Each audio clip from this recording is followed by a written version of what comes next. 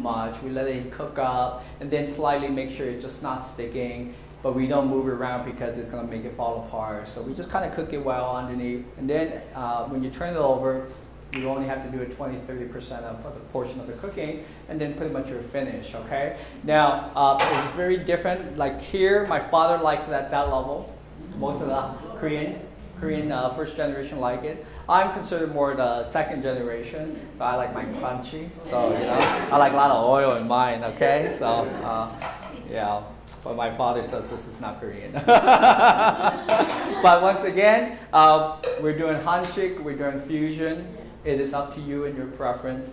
But you have the nutrition, you have the flavor of Korea. That's nice, of course. Yeah. So, yeah, we had a contest once when we did a Korean demo. We had this humongous pan, and we had a contest turning it over, okay? And I don't know why I was involved, but yeah, we had this whole humongous pan that we did, and so that this is nothing. Koreans like to do a soy sauce marination, real simple, which is 1:1 ratio, 1 of soy sauce, 1 with rice vinegar. Okay, so that could be used as your tempura soy sauce sauce. That could be used for a lot of different, you know, but a 1:1 ratio is good. 1 rice vinegar, 1 soy sauce. If you want to add a little bit of sugar to give it sweet flavor, you can do that too. Go for it. How about we? No, not yet. Okay, not yet, not today. Okay, okay. But at home she's gonna do it. Okay, yeah. No, hers looks beautiful. Paul is spending the camera on hers more than mine. You notice why? Because hers look much better. Look at that. That's hanshik right there. Okay, beautiful. And you have to make sure you take a slice for yourself first and let them know how it tastes. Okay, and then you know you can share with them if you want. Okay, that's up to you. That's up to you. Okay, and then there's okay. Thank you. You're welcome. No, but I really push for this recipe because it's not only a secret, it's a very unique recipe. It is the hanshik recipe, and today this recipe is forgotten. Okay. Now, after I teach you the hanshik style, you can do soba noodles, wheat noodles. You can do different noodles. That's up to you. But Koreans hanshik, we use the potato starch noodles. Okay. So basically, you buy the bag, you boil the water, just like spaghetti. And you take a portion of the potato starch noodles inside your pot. And I would say it takes about 10 to 15 minutes. Okay? Any less is still too hard. Any too much is too soft. About 10 to 15 minutes. Okay? So it's very important that after you take out the noodles from the boiling water, put them in the strainer. You're chilling it with the cold water, making sure all the water is out, dry. And then you transfer that into a bowl, and then make sure you put some sesame oil in, mix it up, just like you're doing with pasta, okay? This way, it keeps the noodles all separate instead of coming together, okay? We have green onions. You notice how they're cut, 2-inch long about, the longevity, okay? So the length of it. We have spinach, okay? Blanch the spinach for about a minute, okay? Make sure you squeeze it. The only tricky part is that carrots must be cooked separately. All the vegetables, they need to be cooked separately. I would go ahead and do it with oil. Cook my carrots, because my carrots and say green onions or white onions, the length of time is all different, right? So I do my carrots. I put in, it's very important at this stage, put in sesame oil a little bit. Put in a little bit of soy sauce at this time. And then put in a little bit of sugar. So 3 things for each vegetable, that's what you're going to do. Okay? So sesame oil, soy sauce, a little bit of sugar. Okay?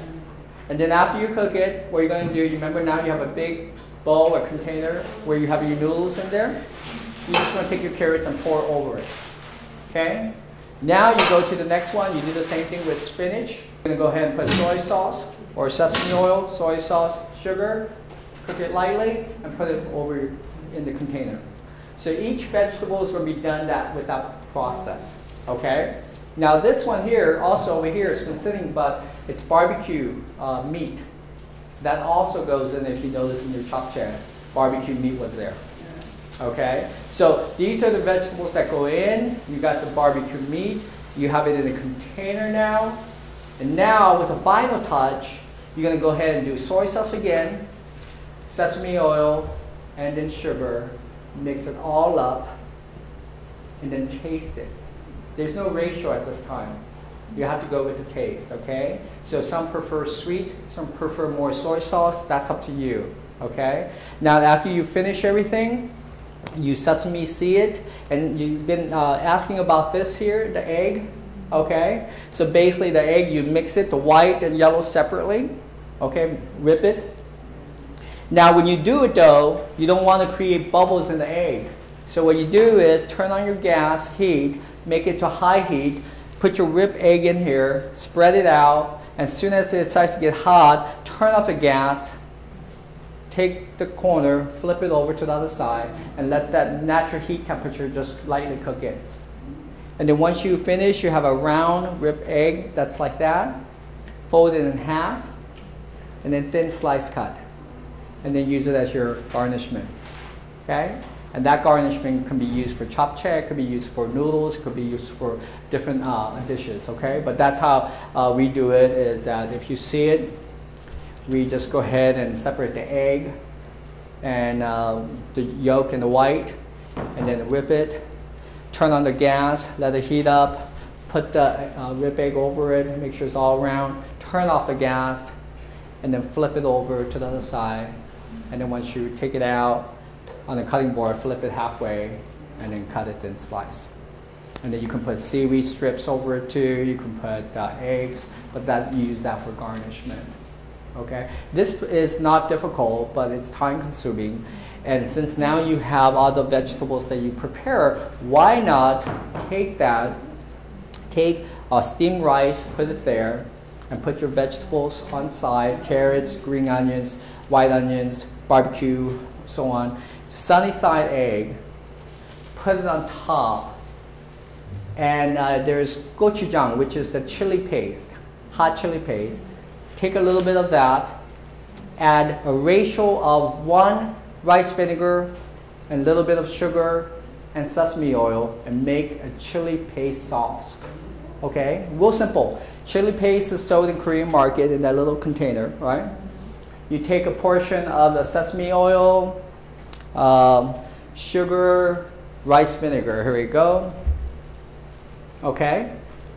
So you put a little bit of sesame oil, a little bit of sugar, a little bit of the rice vinegar, mix it up, and that's your hot chili paste for your bibimbap. And that chili paste can be used for your fish too, which is called hedopap in Korean, means assorted fish rice bowl. So try that, but that paste is very good.